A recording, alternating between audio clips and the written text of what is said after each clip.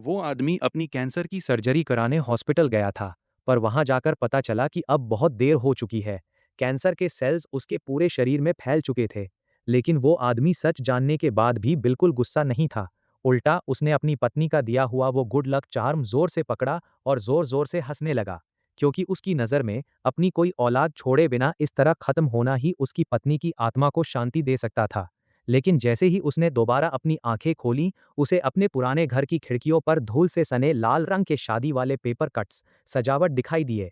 उसने पागलों की तरह घर के अंदर और बाहर ढूंढना शुरू किया, और आखिरकार उसे जोया दिखाई दी, बिना कपड़ों के, उस ठंडी मिट्टी के बिस्तर पर सिमटी हुई। उसकी बड़ी बड़ी आंखों में सिर्फ एक अजीब सा सन्नाटा था, जैसे वो अंदर से मर चुकी हो।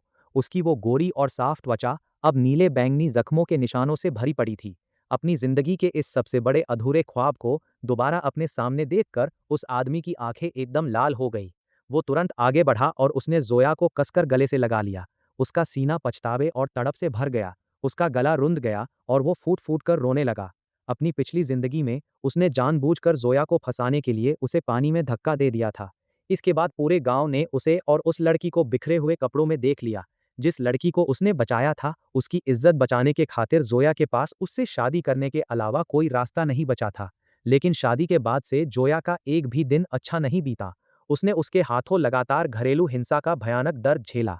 आखिरकार तंग आकर जोया अपनी छोटी सी बच्ची को गोद में लेकर बांध रिजर्वायर में कूद गई। जब उसके बड़े साढ़ू ने नदी से उनकी लाशें निकाली, तब जाकर इस आदमी के होश ठिकाने आए। बाद में उसने वक्त का फायदा उठाया और इतना पैसा कमाया कि वो 10 जन्मों तक भी खत्म ना हो। लेकिन जो औरत अपनी जान देकर उसे जीना सिखा गई, वो कभी वापस नहीं आ सकती थी। अभी वो दोबारा जिंदा होने, रीबर्थ की इसी खुशी में डूबा ही था कि अचानक उसकी बाहों से उस औरत की चीख सुनाई दी, दूर हटो, मुझे हाथ मत लगाओ। जोया को डर के मारे इस तरह कांपते देख उसे अचानक याद आया कि सिर्फ एक दिन पहले ही उसने जोया के उन पैसों को छीनकर शराब में उड़ा दिया था, जो वो अपने मायके से बच्ची के लिए सेरेलक दूध दलिया खरीदने के लिए उधार मांगकर लाई थी। ये याद आते ही उसने अपने मुंह पर ताबड़तोड़ एक के बाद एक दर्जन भर थप्पड़ जड़ दिए। उसके होठों के कोने से खून बहने लगा। जोया ठंडी नजरों से उसका ये नाटक देख रही थी, और उसके चेहरे पर एक कड़वी मुस्कान आ गई। उसे तो अब गिनती भी याद नहीं थी कि ऐसा कितनी बार हो चुका था। आखिर हर बार होश में आने के बाद वो घुटनों के बल बैठकर माफी मांगता था, और 2 दिन भी नहीं बीतते थे कि उसके लात घूंसे फिर से उस पर बरसने लगते थे। वो बिस्तर पर उसका दिया हुआ टॉर्चर तो सह सकती थी, पर अपनी बच्ची को भूखा मरते नहीं देख सकती थी, जिसे पीने को दूध की एक बूंद तक नसीब नहीं हो रही थी। बच्ची के रोने की आवाज ने जोया की उन बेजान आंखों में थोड़ी सी हरकत पैदा की। उसने जल्दी से कपड़े डाले और अपनी रोती हुई बेटी को गोद में उठा लिया। लगातार कुपोषण की वजह से जोया को दूध नहीं उतर रहा था, इसीलिए बच्ची भूख के मारे बेहाल होकर रोए जा रही थी। बच्ची के रोने की आवाज ने उस आदमी को भी झकझोर कर जगा दिया। वो तुरंत बिस्तर से उठा और फर्श पर पड़े अपने कपड़े उठाने लगा। भाग्यवान, तुम मेरा इंतजार करो, मैं अभी अपनी बच्ची के लिए कुछ खाने को लेकर आता हूँ। ये कहकर वो तेजी से गांव की दुकान की तरफ भागा। दुकान पर बैठे बूढ़े हुआंग ने उसे देखा और अपने पीले दांत दिखाते हुए पूछा, हाँ भाई, इस बार कौन सी शराब चाहिए? हुआंग अंकल, क्या मुझे थोड़ा सिरेलक उधार मिल सकता है? मैं कल आपके पैसे चुका दूंगा। बूढ़े हुआंग ने जब सुना कि वो फिर से उधार मांग रहा है, तो उसने उसके चेहरे पर पड़े उंगलियों के लाल सूजे निशानों को देखा और बिना कुछ बोले चुपचाप शेल्फ से सेरेलक का एक पैकेट उठाकर उसे थमा दिया। उसने बार बार उनका शुक्रिया अदा किया और सेरेलक को सीने से चिपकाए हुए तेजी से घर की तरफ भागा। लेकिन जैसे ही वो घर के अंदर आया और अपनी पत्नी को फिर से उसी कोने में सिमटा हुआ देखा, तो उसके दिल में एक बार फिर गहरी टीस उठी। सुनो, मैं सेरेलक ले आया हूँ। मैं तुम्हें चेतावनी दे रही हूँ, मेरी बेटी को बेचने की जुर्रत भी मत करना, वरना मैं तुम्हें बद्दुआ देती हूँ कि जियांग खानदान का नामो निशान मिट जाएगा, तुम्हारी कोई औलाद नहीं बचेगी। ये सुनकर वो एकदम सन्न रह गया। उसे याद आया कि अपनी पिछली जिंदगी में वो सचमुच शराब के पैसों के लिए अपनी बेटी को शहर के एक परिवार को बेचने का प्लान बना रहा था। उसने मन ही मन खुद को उन तमाम घटिया हरकतों के लिए कोसा। कोई ताज्जुब नहीं कि पिछली जिंदगी में उसका ऐसा अंजाम हुआ, वो इसी के लायक था। उसने बड़े प्यार और धीरे से सिरेलक को उस टूटे फूटे छोटे बिस्तर पर रख दिया। मैं कसम खाता हूँ, मैं अपनी बच्ची को कभी नहीं बेचूंगा। मैं कल ही शहर जा रहा हूँ काम ढूंढने। इतना कहकर वो मुड़ा और घर से बाहर आ गया। आंगन में पहुंचकर उसने फिर से खुद को 2-4 जोर के थप्पड़ मारे। उसे अच्छी तरह याद था कि इसी महीने जोया ने खुद को और अपनी बेटी को पानी में डुबोकर जान दे दी थी। सिर्फ इस बात को सोचकर ही उसकी रूह कांप उठी। उसने देखा कि शाम होने वाली थी और घर में राशन का एक दाना तक नहीं था। 20 मिनट बाद वो पीछे वाले पहाड़ की तलहटी पर खड़ा था। उसने अपने अंडरवियर का इलास्टिक तोड़ा और एक देसी गुले तैयार कर ली। गुलेल से कंकड़ छूटा और एक जंगली कबूतर हड़बड़ाकर अपने पंख फड़फड़ाते हुए उड़ गया। अपनी पिछली जिंदगी में कामयाब होने के बाद उसे शूटिंग स्पोर्ट्स का चस्का लग गया था और वो गुलेल चलाने में काफी पक्का हो चुका था। वो काफी देर तक झाड़ियों में दुबक कर बैठा रहा और आखिरकार उसने जाल से एक मोटा ताजा तीतर पकड़ ही लिया। इसके अलावा उसने अपनी गुलेल से 4 जंगली कबूतर भी मार गिराए। वे चारों कबूतर मिलकर मुश्किल से आधा पाउंड, लगभग पाव भर के रहे होंगे, लेकिन वो तीतर पूरा 5 पाउंड, लगभग 2.5 किलो का था। उसने शिकार को लताओं से बांधा और पेड़ की एक टहनी पर लटका दिया ताकि घर ले जा सके। लेकिन अचानक उसे एहसास हुआ कि उसकी पीठ पर जो चीज थी वो गायब हो चुकी है। ये देखते ही उसके ठंडे पसीने छूट गए और उसे लगा कि उसका सामना किसी ऊपरी ताकत से हो गया है। तभी उसकी नजर अपने गले में लटके उस गुड लक चार्म पर पड़ी, जो अचानक हल्की सी रोशनी से चमक उठा था। ये वही गुड लक चार्म था जिसे जोया अपनी पिछली जिंदगी में हमेशा अपने पास रखती थी और नदी में कूदने से पहले उसने इसे उतारकर बांध के पास फेंक दिया था। जब उसने दोबारा देखा तो उस चांद की रोशनी गायब हो चुकी थी। वो खुद को रोक नहीं पाया और उसने उस गुड लक चांद को छू लिया। अगले ही पल वो सीधे एक अजीब सी जगह में पहुंच गया। वो जगह इतनी छोटी थी कि उसकी पिछली जिंदगी के हॉस्पिटल के कमरे जितनी भी नहीं थी। कई बार चेक करने के बाद उसे समझ आ गया कि इस गुड लक चार्म को पकड़कर वो इस जादुई जगह के अंदर आ सकता है और बाहर निकलने का सोचते ही वो तुरंत वापस असलियत में लौट आता है। इस चीट कोड वरदान के दम पर उसे यकीन हो गया कि वो इस जन्म में तगड़ी वापसी कर सकता है। घर लौटते हुए उसने देखा कि गांव के कई घरों में बिजली आ चुकी थी, पर उसके अपने घर में अब भी वही मध्यम सी केरोसिन की लालटेन जल रही थी। जब कुदरती आपदाओं अकाल के सबसे बुरे साल भी बीत चुके थे, तो उसका अपना परिवार खाने खाने को मोहताज क्यों था। वो शिकार लेकर सीधा रसोई में गया। जब घाप अंधेरा हो गया तो वो एक बड़े कटोरे में गर्मा गर्म कबूतर का सूप लेकर मुख्य कमरे में आया। जोया, खाने का टाइम हो गया। मैंने तुम्हारे लिए कबूतर का सूप बनाया है। इससे बच्ची के लिए दूध उतरने में मदद मिलेगी। उसने लगातार 3 बार आवाज लगाई। तब कहीं जाकर जोया धीरे से अंदर के कमरे से बाहर आई। टेबल पर सूप का बड़ा कटोरा देखकर भी वो आगे नहीं बढ़ी, बस वही खड़ी रही। उसकी आंखों में एक कभी न झुकने वाली नफरत और गुस्सा साफ दिख रहा था। अपनी पत्नी के पैच रफू लगे उन पुराने कपड़ों को देखकर उसका दिल एक बार फिर रो पड़ा। इस तंगी के दौर में भी जोया बला की खूबसूरत लगती थी, लेकिन इस कमीने इंसान ने उससे शादी करने के बाद उसकी कद्र तक नहीं की थी। उसे इस तरह डरी सहमी खड़ी देखकर वो समझ गया कि जब तक वो यहाँ रहेगा, जोया खाने को हाथ भी नहीं लगाएगी। मैं रसोई में जाकर खा लेता हूँ। ये कहकर वो मुड़ा और बाहर चला गया। जोया वहीं हैरान खड़ी सूप से भरे कटोरे को देखती रही। क्या ये कोई सपना है या ये मेरे लिए आखिरी बार परोसा गया खाना है? पहले तो जब भी घर में कुछ खाने को होता था, वो हमेशा पहले खुद ठूस-ठूस कर खाता था। जोया के हिस्से तो बस बर्तनों में बचा हुआ खुरचन या पानी ही आता था। इसलिए भूखी होने के बाद भी जोया की हिम्मत नहीं हो रही थी कि वो सूप को छुए। लेकिन जब वो दरवाजे तक आई और उसने उसे खिड़की के नीचे बैठकर सूप पीते देखा और रसोई के दरवाजे पर वो बड़ा मोटा ताज़ा जंगली तीतर लटका देखा, तब जाकर उसने अंदाज़ा लगाया कि वो पक्का पहाड़ पर शिकार करने गया होगा। जोया आखिरकार मुड़ी और कमरे में वापस आई। उसने कटोरा उठाया और छोटे-छोटे घूंट लेने लगी। उसके खाना खत्म करने के बाद वो उसकी थकी और हैरान नज़रों के सामने बर्तन धोने के सारे काम खुद करने लगा। वो जो पहले का नंबर 1 कामचोर था, शायद इस परिवार में पहली बार कोई घर का काम इतने दिल से कर रहा था। ये सारे काम निपटाने के बाद दिन में की गई अपनी ही घटिया हरकतों को याद करके उसने फिर से एक पतीला गर्म पानी उबाला और उसे कमरे में ले आया। जोया, इस पानी से हाथ मुंह धो लो, ये कहकर और तसला नीचे रखकर वो तुरंत बाहर भाग आया। वो दरवाजे पर पहरा देकर बैठ गया। काफी देर बाद आखिरकार घर के अंदर से पानी की हल्की हल्की आवाजें आने लगीं। उसने ऊपर तारों से भरे आसमान की तरफ देखा। उसके दिमाग में कल पैसे कमाने के तरीके चल रहे थे। उसे जल्द से जल्द घर के हालात सुधारने थे। ढलती कड़ाके की ठंड का वक्त आ रहा था और पारा 0 से 20 डिग्री नीचे चला जाता था, जहां सब कुछ पल भर में जम जाता था। उसकी पत्नी और बेटी दोनों को सर्दियों के नए कपड़ों की सख्त जरूरत थी, वरना वे दोनों इस ठंड को झेल नहीं पाएंगी। अंदर पानी की आवाज बंद होते ही वो घर के अंदर गया। उसे अचानक सामने देखकर जोया डर गई और पीछे हटने लगी। मेरे पास मत आना। ये देखकर उसने मन ही मन खुद को कोसा कि वो पहले कैसा दरिंदा था। वो ये भी जानता था कि उसके दिए जख्म इतनी जल्दी नहीं भरने वाले, इसलिए उसने अपनी आवाज को थोड़ा नरम किया और कहा, मैं बस ये पानी बाहर ले जाने आया हूँ। इतना कहकर उसने जमीन से पानी का तसला उठाया और बाहर चला गया। जोया ने उसे पूरी तरह इग्नोर किया और उसके जाते ही वो जल्दी से अपने कपड़े पहनने लगी। आंगन में पहुंचकर उसने उसी गुनगुने पानी से जल्दी जल्दी खुद को साफ किया। आखिर उन जंगली कबूतरों का शिकार करने के चक्कर में वो आधे से ज्यादा दिन घास में ही लेटा रहा था। हाथ मुंह धोने के बाद वो चौखट पर बैठ गया और अपनी पिछली जिंदगी के दिनों को याद करने लगा। उसे याद आया कि उसकी पिछली जिंदगी में कुछ बाहर के लोग हमेशा पहाड़ों में चीजें ढूंढने जाना चाहते थे, पर उन्हें रास्ता भटकने का डर रहता था। इसलिए उन्होंने इसे गाइड के तौर पर रख लिया, क्योंकि इसके पास भी कोई खास काम नहीं था। उस वक्त इसे लगता था कि इन शहर वालों के पास बहुत फालतू टाइम है और कोई काम धंधा नहीं है। लेकिन उनके साथ कुछ बार पहाड़ों में जाने के बाद इसे समझ आ गया कि जंगली डेंड्रोबियम, एक कीमती जड़ी बूटी ऑर्किड, कैसे ढूंढा और निकाला जाता है। अब वो पूरी तरह से इसी जंगली डेंड्रोबियम को खोदकर बेचने और पैसे कमाने के भरोसे बैठ सकता था। ये सोचते ही वो एकदम जोश में आ गया। उसने फटाफट एक टॉर्च बांधी और अपने कुछ देसी से औजार तैयार कर लिए। उसने घर के अंदर आवाज लगाई, याओ याओ, दरवाजा अच्छे से बंद कर लेना, मैं बाहर जा रहा हूँ। घर से निकलने के बाद वो पूरी रात पहाड़ों में ही रहा। सुबह के 4 बजे से पहले वो घर वापस नहीं आया। लेकिन उसकी किस्मत अच्छी थी। जब वो पहाड़ से नीचे उतर रहा था तो उसे अचानक एक फेरेट बैजर, एक पहाड़ी जानवर, मिल गया। दरअसल एक बिलाव ने फेरेट बैजर के कुछ बच्चों को छोड़ दिया था, जिनकी अभी आंखें भी नहीं खुली थीं। उसने घर लौटकर बड़ी सफाई से उस शिकार को साफ किया। एक हिस्सा उसने किचन में छोड़ दिया और बाकी को 2 बांस की टोकरियों में रखकर शहर की तरफ निकल गया।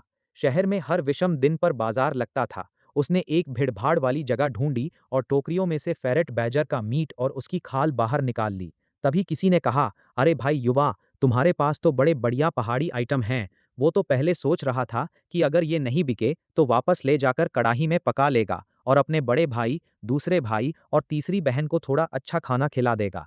लेकिन भाई किस्मत देखो, जैसे ही उसने सामान लगाया तुरंत ही कोई कीमत पूछने आ गया। एक बुजुर्ग कपल ने देखा कि उसका रंग काफी धूप से झुलसा हुआ था, तो वो एक नज़र में समझ गए कि लड़का पहाड़ों से आया है। ऊपर से दाम भी सही थे, तो उन्होंने एक बार में ही 2 खरीद लिए। इस जमाने में भाई मीट खाने के लिए राशन कूपन की जरूरत होती है। सिर्फ ये पहाड़ी चीजें ही ऐसी थीं जिन्हें बिना कूपन के खुलेआम खरीदा और बेचा जा सकता था। उस बूढ़ी अम्मा ने कहा कि वो इसे अपने छोटे पोते के लिए ले जा रही हैं, ताकि उसे कुछ बढ़िया खिला सकें। जाते जाते अम्मा ने दादाजी के कपड़े खींचे और उनसे फेरेट बैजर की सारी खाल उतरवाकर साथ रख ली। कहने लगीं कि इससे वो अपने पोते के लिए दस्ताने बनाएंगी। देखते ही देखते 2 घंटे से भी कम समय में सारे फेरेट बैजर बिक गए। इसके बाद वो उन डेंड्रोबियम नोबेल ऑर्किड को लेकर शहर की एक पुरानी और जानी मानी फार्मेसी पर गया, जिन्हें उसने पिछले दिन इकट्ठा किया था। जैसे ही उसने वो डेंड्रोबियम नोबेल ऑर्किड बाहर निकाले, मोटा चश्मा पहने बूढ़े दुकानदार की आंखें फटी की फटी रह गईं। बूढ़े दुकानदार ने बड़े ध्यान से उन ऑर्किड्स को हाथ में लिया, उनकी असली कीमत को पहचाना और काफी देर तक उन्हें परखता रहा। फिर उसने अपना हाथ आगे बढ़ाया और एक कीमत का इशारा किया, छोटे भाई, ये दाम मिलेगा।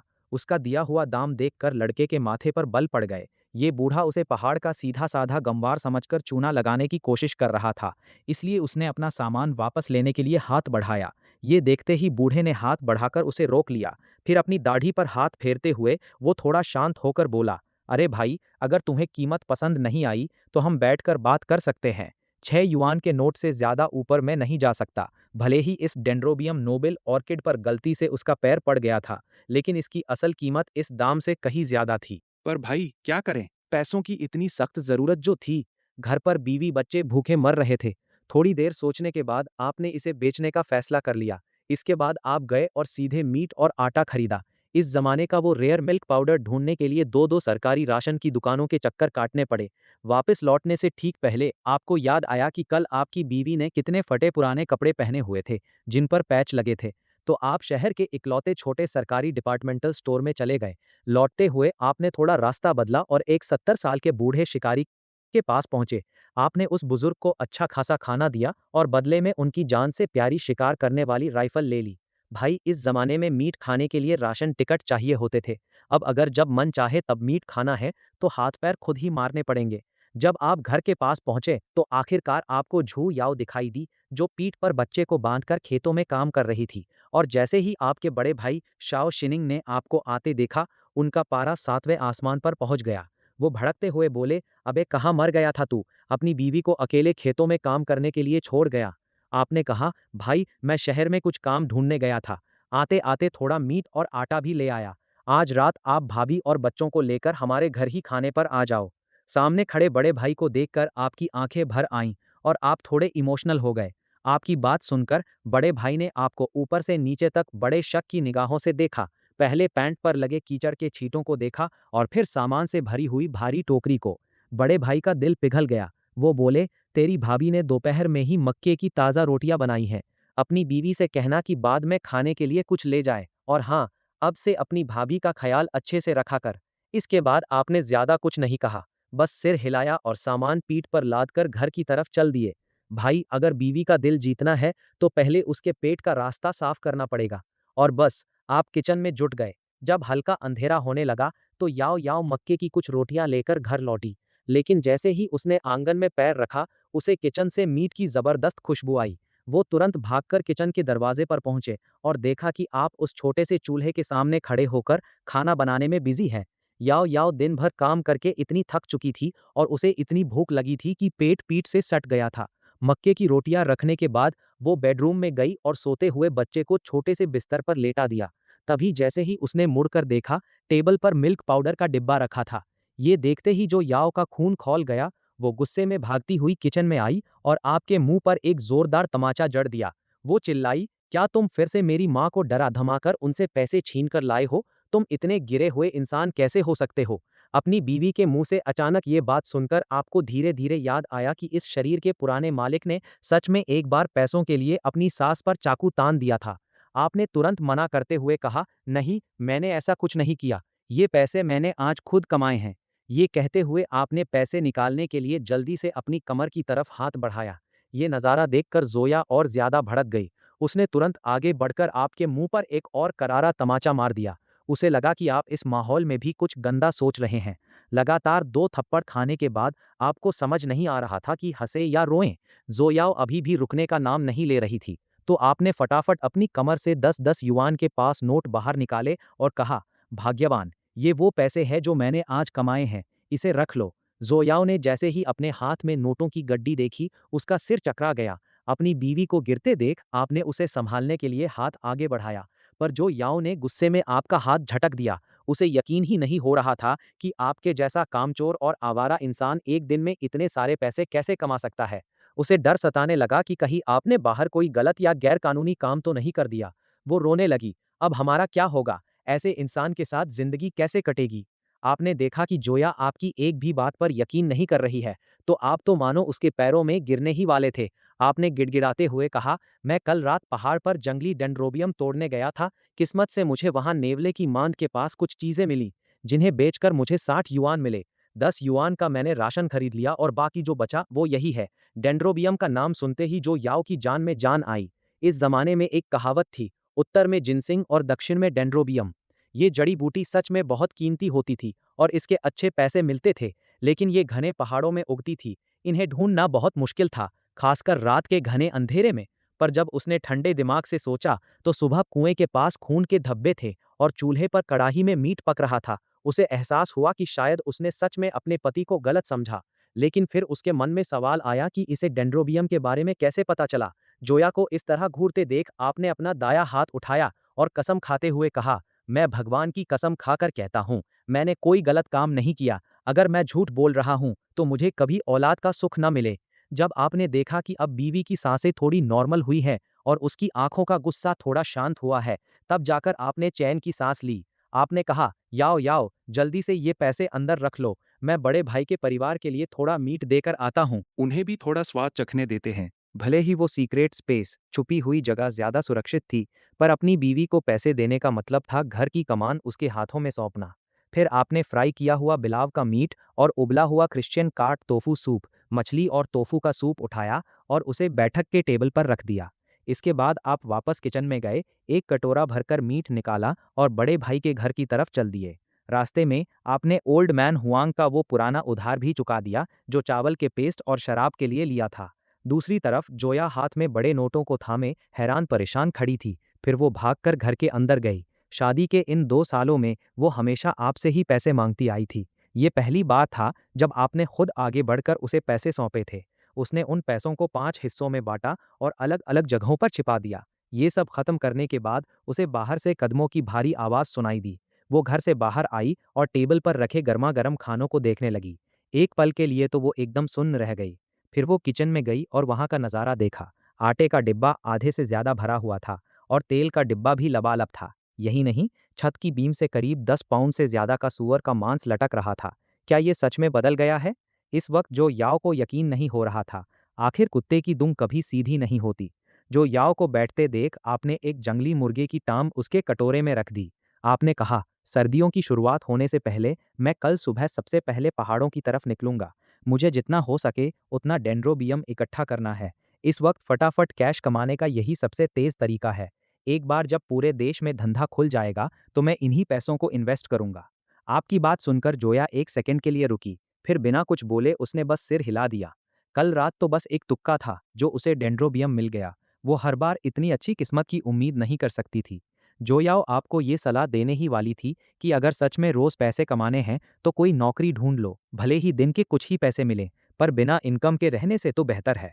लेकिन आपकी पुरानी आदतों को सोचते हुए उसने मन में कहा कि चलो, जब तक ये बाहर जुआ नहीं खेल रहा तब तक अगर ये थोड़ी शराब पीना चाहे तो मैं पीने दूंगी। वो अपने कटोरे से चिकन लेग उठाकर वापस रखने ही वाली थी कि आपने तुरंत बच्चे का बहाना बनाकर अपनी बीवी को रोक दिया। तुम बहुत कमजोर हो गई हो, थोड़ा ज्यादा खाया करो, वरना बच्चे के लिए पूरा दूध नहीं बनेगा। अच्छे से अच्छा फॉर्मूला मिल्क भी माँ के दूध का मुकाबला नहीं कर सकता। ऊपर से वो महंगा भी है और आसानी से मिलता भी नहीं। ये क्रिश्चियन कार्प और तोफकू का सूप है, इससे दूध बनने में मदद मिलेगी। ये सुनकर जो याओ ने आपको घूर कर देखा, सलीके से चॉपस्टिक पकड़े हुए उसके हाथ की उंगलियां सफ़ेद पड़ गईं, पर उसने इस बार मना नहीं किया। आपने आज पूरा दिन रात कड़ी मेहनत की थी, इसलिए आप बुरी तरह थक चुके थे और आपको बहुत नींद आ रही थी। कम से कम परिवार के दाने पानी की टेंशन तो खत्म हुई। पेट भरने के बाद आपने सीधे कहा, भाग्यवान, मैं पहले सोने जा रहा हूँ। आप उठे, अंदर के कमरे में गए और तकिए पर सिर रखते ही घोड़े बेचकर सो गए। याओ बर्तन धोने के बाद फटाफट घर के अंदर आ गई। उसने जमीन पर आपके कपड़े पड़े देखे तो उसके माथे पर बल आ गए। फिर उसने कपड़े उठाए और चांद की रोशनी में उन्हें धोने लगी। काम निपटाकर उसने अपने थके हुए शरीर को बेडरूम की तरफ खींचा। चलते चलते उसका पैर एक बांस की टोकरी से टकरा गया। जो याओ ने उसे उठाया और देखा तो उसमें महिलाओं के कपड़ों का एक बिल्कुल नया सेट था और 3 सेट बच्चों के कपड़े थे। वो काफी देर तक गहरी नींद में सोए हुए आपको एकटक निहारती रही। वो इस इंसान को समझ नहीं पा रही थी। आप तो कुंभकर्ण की नींद सोए हुए थे। छोटा बच्चा रात में 2 बार जागा, पर वो आपको उठा नहीं पाई। सुबह तड़के जाकर कहीं आपकी धुंधली आंखें खुली। आपने करवट ली और देखा कि जो याओ आपकी तरफ पीठ करके सिमटी हुई सो रही है। उसने सिर्फ एक पुराना घिसा हुआ टैंक टॉप पहना था। उसे देखकर आपके मुंह में थोड़ा पानी आ गया। आखिर पिछली जिंदगी में जोया के गुजर जाने के बाद आपने कभी किसी दूसरी औरत की तरफ आंख उठाकर भी नहीं देखा था। इसलिए आपने हाथ बढ़ाया और उसे अपनी बाहों में खींच लिया। ये सब एक सपने जैसा लग रहा था, इतना हसीन कि यकीन न हो। जैसे ही आप उसे चूमने के लिए आगे बढ़े, आपकी बाहों में आते ही वो औरत अचानक अकड़ गई। साफ दिख रहा था कि वो आपके टच का विरोध कर रही थी। तो भाई, आपने भी अपने दिल की कड़वाहट को अंदर ही दबाया और बिस्तर से उठ गए। अभी के लिए थोड़ा लो प्रोफाइल रहना ही ठीक था। आपने कपड़े सुखाने वाली डोरी से साफ कपड़े उतारे, इस बात की परवाह किए बिना कि वो पूरी तरह सूखे भी नहीं थे, और उन्हें फटाफट पहन लिया। फिर आप दबे पांव आगे बढ़े, टोकरी से सामान निकाला और उसे टेबल पर रख दिया। उसी पल जो याओ बिस्तर पर उठकर बैठ गई और उसने बड़ी ठंडी निगाहों से आपसे कहा, अगर तुम सच में बदलना चाहते हो तो जाकर कोई नौकरी ढूंढो। अगर तुम मेहनत करने को तैयार हो तो महीने के 10 रुपए तो कमा ही लोगे। हमारा गुजारा हो जाएगा। अपनी बीवी के मुंह से ऐसी बातें सुनकर आपको अंदर ही अंदर बड़ी खुशी हुई। आपको पता था कि जो याओ आपका भला सोच रही है, लेकिन भाई ऊपर वाले ने आपको दूसरी जिंदगी, सेकंड चांस दी थी। देश में सब कुछ पूरी तरह खुलने से पहले आपको अच्छा खासा स्टार्टअप कैपिटल, शुरुआती पैसा जमा करना था।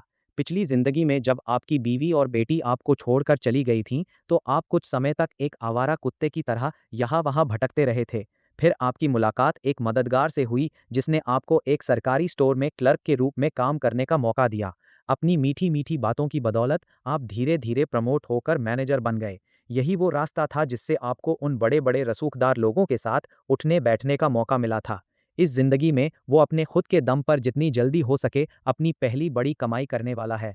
इसलिए इस वक्त शिकार करना और डेंड्रोबियम इकट्ठा करना ही पैसे कमाने का सबसे तेज तरीका था। सबसे बड़ी बात तो ये थी कि अब उसके पास अपनी पिछली जिंदगी की यादें थीं। उसे अच्छी तरह पता था कि डेंड्रोबियम कहाँ मिलेगा। इतना बेहतरीन मौका भला कोई कैसे छोड़ सकता है। बस उसे समझ नहीं आ रहा था कि वो अपनी बीवी को कैसे समझाए कि वो पहाड़ों पर जाकर डेंड्रोबियम इकट्ठा करने की इतनी जिद क्यों कर रहा है। याओ ने देखा कि आप कुछ बोल नहीं रहे हैं। वो समझ गई कि ये इंसान अपनी जिद का पक्का है, इसलिए उसने चुपचाप चादर खींची और दोबारा लेट गई। जाते जाते उसने कहा, किचन में चूल्हे पर रखे बर्तन में तुम्हारे लिए मक्के की रोटियां बची हैं। उसकी बात सुनकर आपने अपनी भौहें ऊपर उठाई। आपके चेहरे पर वो छिपी हुई खुशी साफ झलक रही थी।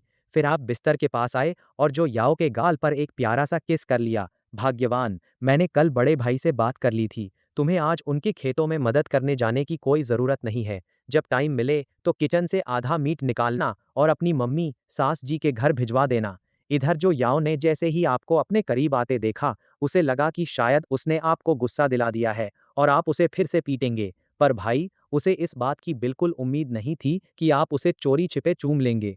उसे आपकी कही बातें भी साफ सुनाई नहीं दीं और न ही उसने ये देखा कि जाने से पहले आपने अपनी बेटी को भी चूमा था। जब तक वो होश में आती, आप बहुत दूर जा चुके थे। उस धुंधले से कमरे में अब सिर्फ वो और छोटी खाट पर सोती हुई उसकी बेटी ही बचे थे। हालांकि अभी सुबह बहुत जल्दी थी, पर वो करवटें बदलती रही, उसे दोबारा नींद नहीं आई। वो बस बिस्तर पर लेटी रही और देखते ही देखते धूप उसकी पीठ तक पहुंच गई। तभी उसे बाहर से दरवाज़ा खटखटाने की आवाज़ आई। अरे दूसरी भाभी, इतनी सुबह सुबह कैसे आना हुआ? छोटे की बहू, मैंने बड़ी भाभी से सुना कि कल रात तुम लोगों ने मीट खाया था। लू होवा की आंखें सीधे किचन की तरफ दौड़ने लगी और वो पागलों की तरह मुस्कुराने लगी। वो जवाब का इंतजार तक नहीं की, उसके पैरों को जैसे रास्ता पता था और वो सीधे किचन के दरवाजे की तरफ बढ़ गई। हे भगवान, इस लड़के ने कहीं चोरी डकैती तो नहीं डाल दी? इतना बड़ा मीट का टुकड़ा कितने पैसों का आया होगा भाई? यहाँ लगभग आधा साल होने को आया है, किसी ने मीट की शक्ल तक नहीं देखी। मेरा बच्चा कई दिनों से जिद कर रहा था, पर हमारी हिम्मत ही नहीं हुई खरीदने की। उसकी नज़रें वहां से हटना मुश्किल ही था कि तभी उसकी नज़र उस अंधेरी दीवार पर पड़ी। वहां अभी भी आधी जंगली मुर्गी लटकी हुई थी। ये देखकर तो वो एकदम बौखला गई। छोटे की बहू, तुम अपने मर्द पर जरा नजर रखो। जुआ वुआ खेलता है वो, कहीं किसी सुधार गृह में न पहुंच जाए। लू हुआ की बकवास सुनकर जोया का चेहरा धीरे धीरे उतर गया। वो गुस्से में आ गई। उसने मन में सोचा कि अगर ऐसी फालतू बातें करना गैर कानूनी होता तो पुलिस इसे सबसे पहले पकड़कर ले जाती। वो बोली, आपको चिंता करने की कोई जरूरत नहीं है। दूसरी भाभी, क्या आपके पास कोई और काम धंधा नहीं है? लू हुआ कुछ और बोलना चाहती थी, पर अचानक कुछ सोचकर उसकी आंखें यहाँ वहां घूमने लगी। उसने अपनी जी भर आई बात को अंदर ही गटक लिया। अरे छोटे की बहू, मुझसे नाराज मत हो। क्या मैं अपने छोटे भाई की चिंता नहीं करूंगी? मेरे पति और वो सगे भाई है। मेरा शाहिबा मीट खाने के लिए रो रहा है। क्या तुम मुझे पहले 5 पाउंड मीट उधार दे सकती हो? मैं बाद में तुम्हारे दूसरे भाई से कहकर पैसे भिजवा दूंगी। पिछले 2 सालों से साथ रहते हुए जो याओ उसे नस नस से वाकिफ थी, उसे अच्छी तरह पता था कि ये दूसरी भाभी किस मिट्टी की बनी है। एक बार कोई चीज इसके घर के अंदर चली गई तो समझो वो हमेशा के लिए गई। आते ही सीधे 5 पाउंड मीट मांग लिया। बात ये नहीं है कि मैं फैसला नहीं ले सकती, लेकिन अगर मैं घर की इंचार्ज होती और पैसे मेरे हाथ में होते, तब भी मैं इतनी आसानी से ऐसा कोई फैसला नहीं ले सकती थी। मैं ये फैसला खुद नहीं कर सकती। वो बोली, दूसरी भाभी, आप छोटे के आने का इंतजार करो और उसी से बात करना। ये कहकर उसने आगे बढ़कर किचन के दरवाजे की कुंडी चढ़ा दी। लू हुआ को ये बात बहुत बुरी लगी। उसका उतरा हुआ मुंह देखकर वो बोली, ठीक है, जब छोटा वापस आए तो उसे याद से बोल देना कि मीट मेरे घर पहुंचा दे। जैसे ही वो जाने के लिए मुड़ी, लू हुआ के चेहरे की वो झूठी मुस्कान गायब हो गई। दूसरी तरफ पहाड़ों में अब लगभग दोपहर होने वाली थी। आप अपनी पिछली जिंदगी की यादों के भरोसे चल रहे थे। काफी पापड़ बेलने के बाद आखिरकार आपको एक जंगली डेंड्रोबियम मिल ही गया। कल रात के अंधेरे में खाक छानने का तजुर्बा आज काम आ रहा था। जब तक उस डेंड्रोबियम की ज्यादातर जड़ें बाहर दिखी, तब तक शाम ढल चुकी थी और ये वाला कल वाले से काफी बड़ा था। जब आसमान में पूरी तरह अंधेरा छा गया, तब जाकर आपने तसल्ली से उस पूरे बड़े गुच्छे को खोदकर बाहर निकाला। जैसे ही आप घर जाने के लिए पहाड़ से नीचे उतरने वाले थे, तभी आप मुड़े और सामने एक हिरण आ गया। ऐसा लग रहा था कि वो वही डेंड्रोबियम चरने आया था। ये देखते ही आपने बिना देर किए अपने जादुई स्पेस से वो शिकार करने वाली राइफल निकाली, जो आपने कल ही सौदा करके ली थी। जंगल में एक जोरदार गोली की आवाज गूंज उठी, जिससे सारे पंछी डरकर यहाँ वहाँ उड़ गए। इसी बीच घर पर जोया ने रात का खाना तैयार कर लिया था और आपकी बेटी के लिए मिल्क पाउडर का दूध भी गर्म कर दिया था। फिर भी जब आप वापस नहीं लौटे तो उसके माथे पर चिंता की लकीरें खिंच गईं। उसने मन में सोचा कि डेंड्रोबियम इतनी आसानी से तो नहीं मिलता, इसे अभी भी कोई ढंग का काम धंधा सीखने की जरूरत है। जोया अभी अपनी ही सोच में डूबी हुई थी कि तभी आप चुपचाप आंगन में आ गए।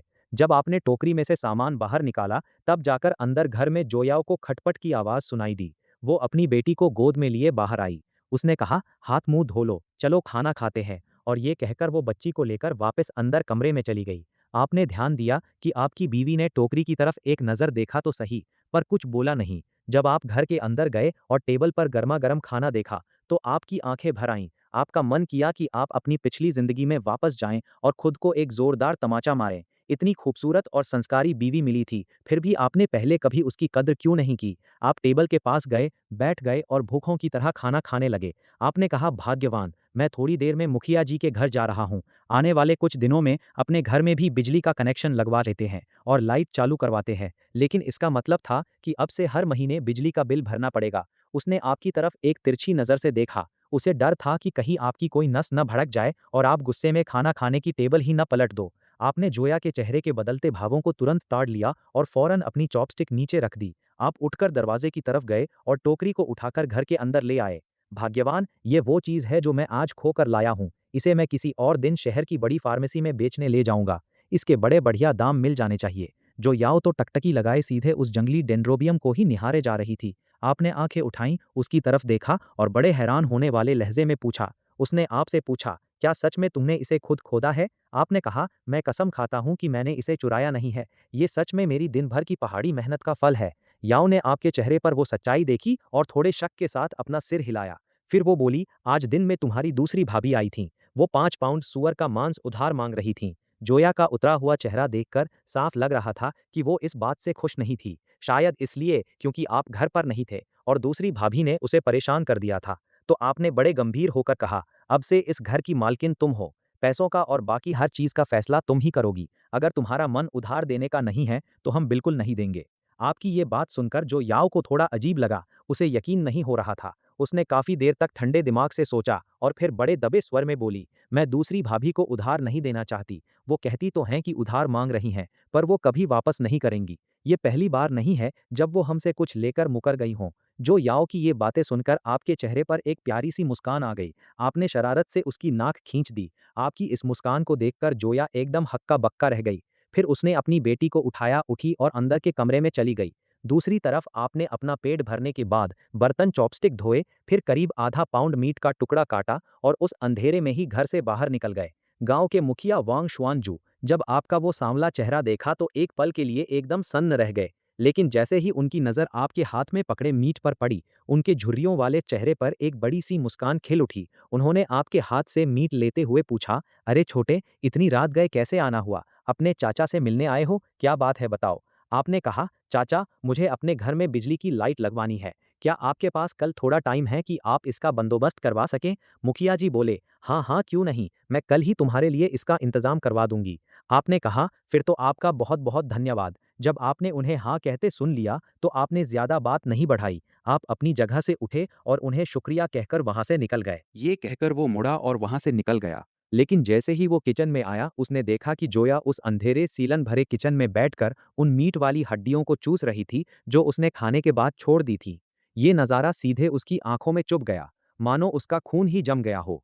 फिर उसने भरी हुई कांपती आवाज में पूछा, तुम ये क्या कर रही हो? उसकी आवाज सुनते ही जोयाओ बुरी तरह सहम गई। वो एकदम चौंक उठी। उसके मुंह से वो हड्डी जमीन पर गिर गई। वो आंगन में खड़े उसकी तरफ बेहद डरी हुई निगाहों से देखने लगी। मुझे मारना मत, ये तो बस वही हड्डियां हैं जो तुमने छोड़ दी थी। मुझे लगा इन्हें फेंकना फिजूल होगा, बस इसीलिए। उस पल उसे लगा जैसे उसके ऊपर बिजली गिर गई हो। उसने जिंदगी में कभी खुद को इतना हारा हुआ महसूस नहीं किया था। फिर वो एक जोरदार धड़ाम की आवाज के साथ उसके सामने घुटनों के बल बैठ गया। जोयाओ डर के मारे चीख उठी, तुम क्या करना चाहते हो? जोयाओ ने अपनी आंखें थोड़ी झुकाईं और अपने सामने घुटनों के बल बैठे उस मर्द को तब तक देखती रही जब तक कि उसे अपने सीने पर एक गर्म और गीला एहसास नहीं हुआ। वो रोने लगा था। उसका बरसों से पत्थर हुआ दिल शायद थोड़ा सा पिघल गया था। अपनी बीवी को इस तरह डर डर कर अपनी जूठन खाते देखना आपके कलेजे को छलनी करने जैसा था। तो आप फर्श से उठे और अपनी बीवी के पीले पड़ चुके गालों को अपने हाथों में थाम लिया। आपने झुककर उसकी आंखों के कोनों से बहते आंसुओं को चूमकर पोंछ दिया। भाग्यवान, तुम चलो और बैठक में बैठो। जब खाना तैयार हो जाएगा तो मैं खुद अंदर ले आऊंगा। तुम तो मेरी रक्षक हो। जोयाओ को उसकी बात का मतलब समझ नहीं आया। वो शर्म से पानी पानी हो गई और झटपट किचन से बाहर भाग गई। थोड़ी देर किचन में हाथ पैर मारने के बाद खुशबूदार फ्राई किए हुए सुअर के मीट की प्लेट तैयार हो गई। वो मक्के की सूखी और मोटी रोटी जो गले में चुभती थी, उसे उसकी बीवी किसी खजाने की तरह संभाल कर रखती थी और खुद एक निवाला तक नहीं खाना चाहती थी। लेकिन जैसे ही वो अंदर के कमरे में गया, उसकी नज़रों के सामने हुस्न का एक ऐसा खूबसूरत नज़ारा आया कि पूछो मत। उस पल सारा खून उसके जिस्म में दौड़ गया। आप आगे बढ़े और पीछे से उसे अपनी बाहों में जकड़ लिया। इस सब में खोई हुई जोयाओं ने जिंदगी में पहली बार महसूस किया कि ऐसा कुछ करना इतना सुकून देने वाला और मज़ेदार भी हो सकता है। शादी के बाद ये पहली बार था जब वो दोनों एक दूसरे के इतने करीब आकर सोए थे। कल रात के उस हसीन पल को याद करके जो याओ के गाल शर्म से लाल हो गए, पर जैसे ही उसने अपना सिर घुमाया और छोटी खाट पर बच्चे को देखा, जो याओ का चेहरा डर के मारे एकदम सफ़ेद पड़ गया। कल रात उसे अपनी बेटी के रोने की आवाज़ तक सुनाई नहीं दी थी।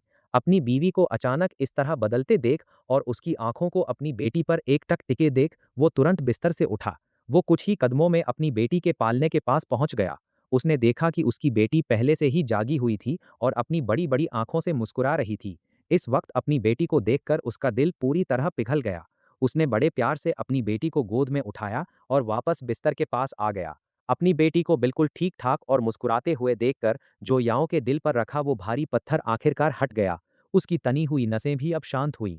फिर उसकी आंखें भर आईं। वो बस रोने ही वाली थी। उसे इस बात का पछतावा हो रहा था कि कल रात वो इतनी गहरी नींद में कैसे सो गई। इतना छोटा बच्चा है, अगर खुदा ना खास्ता कुछ हो जाता तो वो कैसे जीती। भाग्यवान, तुम थोड़ी देर नोनियों के साथ लेट जाओ, मैं तब तक तुम्हारे लिए नाश्ता बना देता हूँ।